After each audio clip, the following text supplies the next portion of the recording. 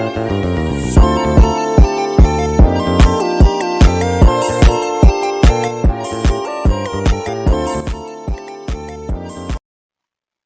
teman-teman semua, apa kabar? Semoga baik-baik saja ya.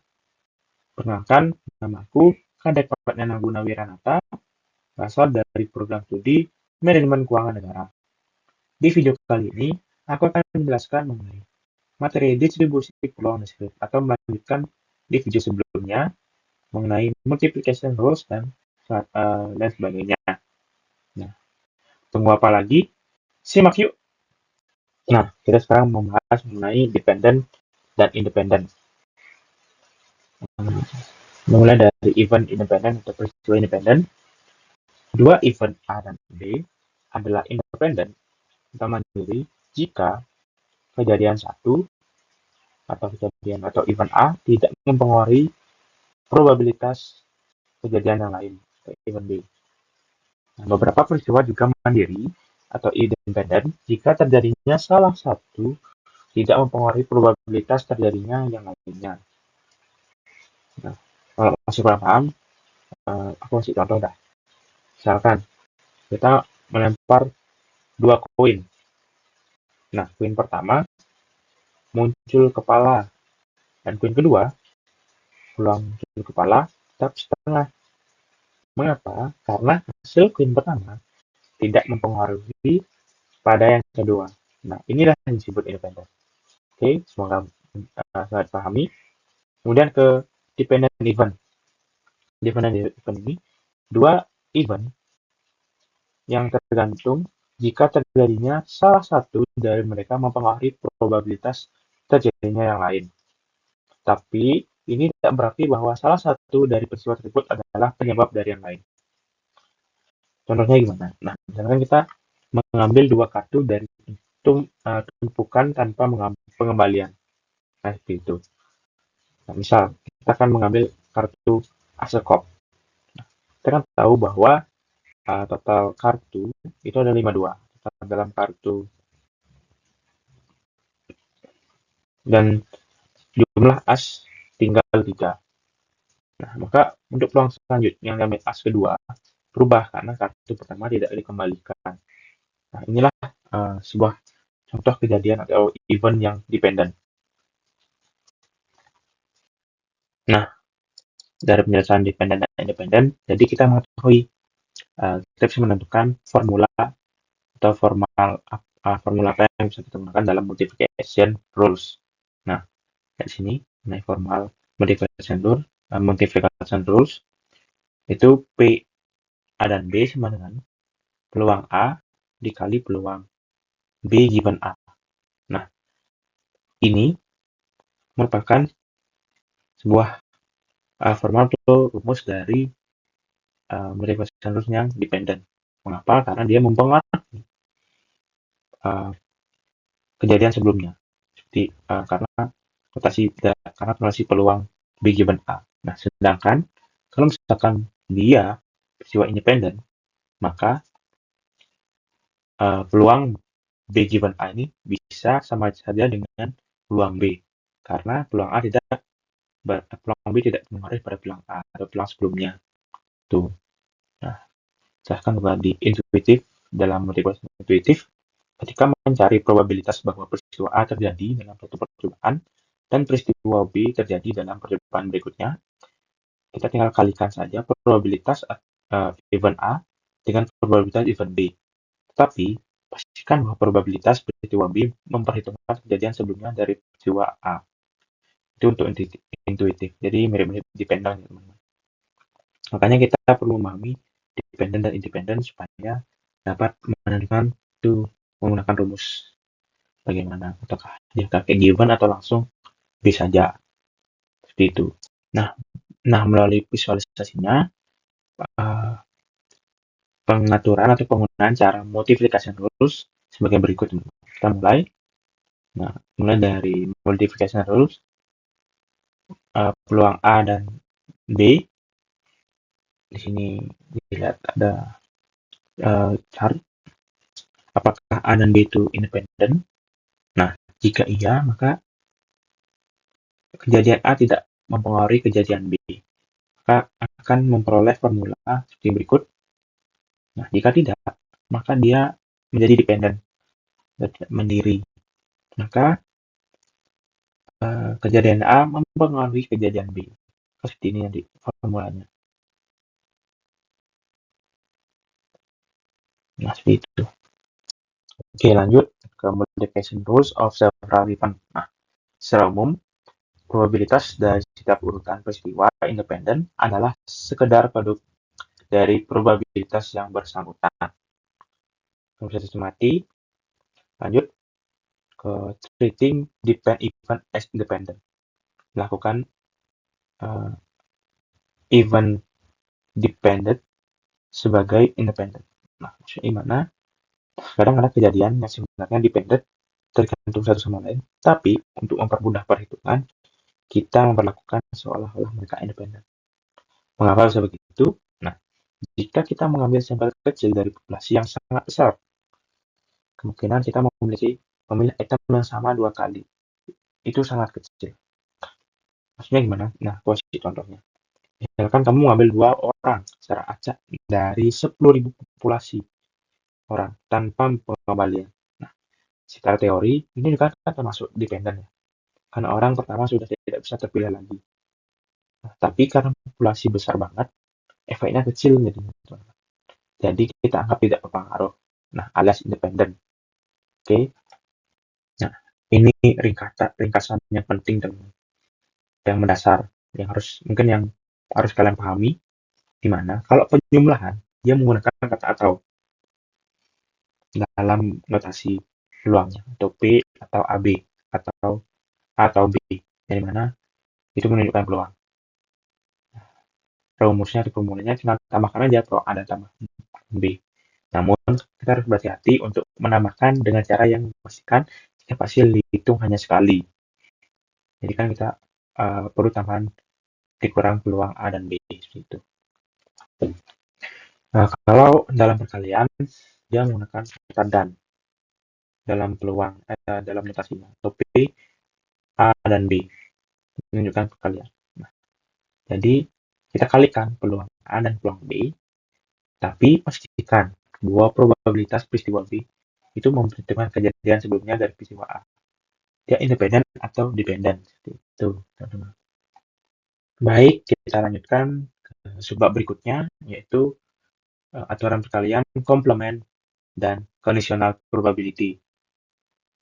Oke, kita mengacu ke konsep lagi mengenai ada 2 topik, probability at least one dan conditional probability atau probabilitas berharap.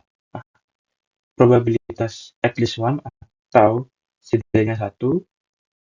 Nah, ini definisinya.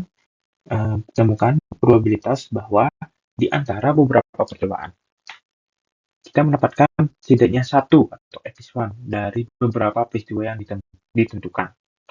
Dan lebih jelasnya akan kita bahas selanjutnya. Lanjut dulu ke conditional probability. Temukan probabilitas. Kita menemukan sebuah probabilitas dari suatu peristiwa ketika kita memiliki informasi tambahan bahwa beberapa peristiwa lain telah terjadi. Nah, kayak dependent gitu ya teman-teman. Atau yang conditional probability tadi yang kita bahas pada pertemuan sebelumnya, dia menggunakan notasi given gitu teman-teman. Nah, kali ini kita bahas ke probability at least one dulu. Nah, mengenai kita harus memahami mengenai komplement. Nah, atau lawannya. Kita kan udah pernah bahas juga pada pertemuan sebelumnya mengenai komplement probability. Nah, jadi sini ada poin-poinnya. Pelengkap dari mendapatkan setidaknya satu item dari jenis tertentu adalah bahwa Anda tidak mendapatkan item dari jenis itu. Nah, itu. Kita jelas dulu. Dan at least one setara dengan satu atau lebih. Gimana sih menemukan probability of at least one? Nah, untuk menemukan probability atau probabilitas dari at least one dari suatu, Cara paling mudah kita hitung probabilitas dari yang tidak ada atau komplemennya. Kemudian kita kurangi hasil dari satu. Nah, contohnya gimana? Misalkan kamu melempar sebuah dadu 3 kali. Kamu ingin tahu berapa peluang bahwa setidaknya sekali keluar angka 6. Nah, maka gunakan komplemennya atau kebalikannya. Hitung dulu peluang yang tidak ada satupun angka 6, lalu dikurangi 1. Nah, maka alamatkan rumus seperti ini. Peluang at least one sama dengan 1 dikurang peluang yang tidak ada atau tidak satupun muncul angka 6. Seperti itu, teman-teman. Nah, kita akan lanjutkan ke conditional probability atau probabilitas bersyarat. Nah, dari pertemuan sebelumnya mungkin udah kita bahas. Ini aku bahas sedikit aja di sini. Bahwa sebuah probabilitas bersyarat dari suatu peristiwa adalah sebuah probabilitas yang diperoleh dengan informasi tambahan bahwa beberapa peristiwa lain telah terjadi. Nah, berikut notasinya bahwa peluang atau probabilitas dalam kurung B given A atau B diberikan A. Ini menunjukkan bahwa probabilitas bersyarat dari peristiwa B terjadi dengan syarat bahwa peristiwa A telah terjadi dan dapat ditemukan dengan membagi probabilitas dari peristiwa A dan B, duanya terjadi dengan probabilitas peristiwa A. Berikut rumusnya. Nah, pendekatan intuitif dari probabilitas bersyarat. Nah, di mana probabilitas kondisional dari B diberikan pada A dapat ditemukan dengan mengasumsikan bahwa peristiwa A telah terjadi dan kemudian menghitung probabilitas bahwa peristiwa B akan terjadi. Nah, misalkan ya, contoh gampang dari conditional probabilities, aku kasih tahu supaya mungkin ada gambaran.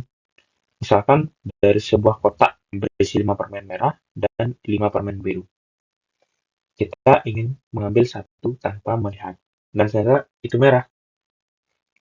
Lalu kita ambil lagi permen kedua. Peluang permen kedua juga merah. Bergantung pada fakta bahwa pertama tadi merah, karena jumlah permen sekarang itu berubah. Nah, mungkin seperti itu, teman-teman. Oke, teman-teman, kita akan lanjutkan ke counting atau menghitung dalam probabilitas. Oke, kita masuk ke konsep dulu, di mana dalam banyak masalah probabilitas, rintangan besar adalah menemukan jumlah total hasil, dan bagian ini menyajikan beberapa metode untuk menemukan angka tersebut tanpa secara langsung mencantumkan dan menghitung kemungkinan. Nah, metode-metode itu ada seperti faktorisasi, atau faktorial, kemudian ada permutasi dan kombinasi. Masih banyak lagi, teman. Kemudian fundamental counting rules, aturan penting dalam menghitung untuk suatu urutan bahwa peristiwa di mana peristiwa pertama dapat terjadi M cara dan peristiwa kedua dapat terjadi N cara. Peristiwa-peristiwa tersebut bersama-sama dapat terjadi akan mendapatkan total M kali N cara. Nah, masuk ke metode atau notation ya. Di sini ada pertama adalah faktorial atau simbol faktorial.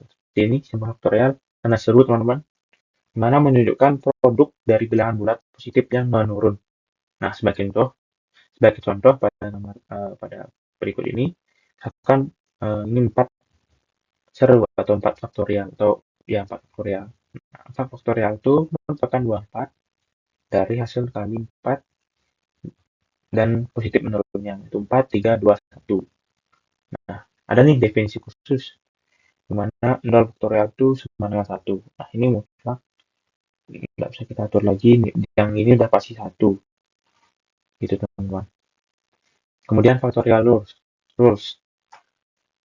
Sebuah koleksi dari n item yang berbeda dapat diatur dalam urutan n faktorial cara yang berbeda. Regulasi faktorial ini mencerminkan fakta bahwa item pertama dapat dipilih dalam n cara yang berbeda. Item kedua dapat dipilih dalam n menjadi cara dan seterusnya. Nah, ini menunjukkan produksi dari bilangan bulat positif yang menurun. Makanya dari aturan faktorial ini bisa mewujudkan nilai 24 dari 4 faktorial. Itu, teman-teman. Oke teman-teman, kita akan lanjutkan ke permutasi, aturan permutasi, di mana kata kunci dari permutasi ini diketahui bahwa semua item itu harus berbeda, teman-teman. Kita harus menganggap semua item itu berbeda. Mana ada persyaratan lebih khususnya itu, satu, ada n item atau n itu berbeda dengan yang tersedia. Nah, aturan ini tidak bisa berlaku jika beberapa item identik dengan yang lain. Jadi harus berbeda, nggak boleh sama. Dua, memiliki R dari n item tanpa pengganti. Yang ketiga, menganggap pengaturan ulang dari item yang sama sebagai urutan yang berbeda. Permutasi dari ABC berbeda dengan CBA dan hitung secara terpisah. Sedangkan kalau kombinasi dia bisa jadiin satu gitu.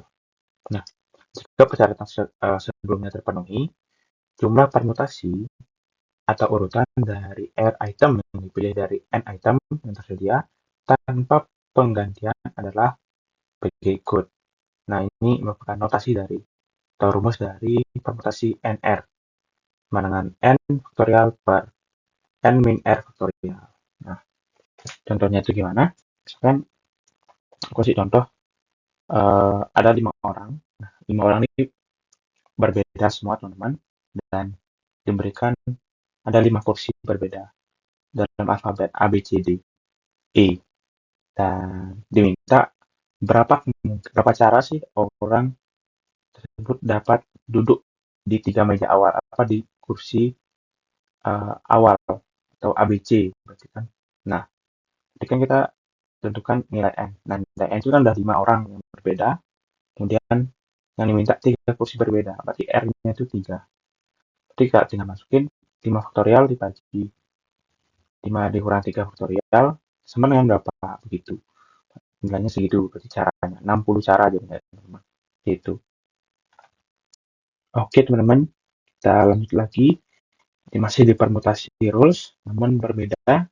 Yang sebelumnya itu tidak boleh ada yang identik, sedangkan pada saat ini permutasinya itu ketika beberapa item identik dengan yang lain. Nah, ada beberapa persyaratannya teman-teman.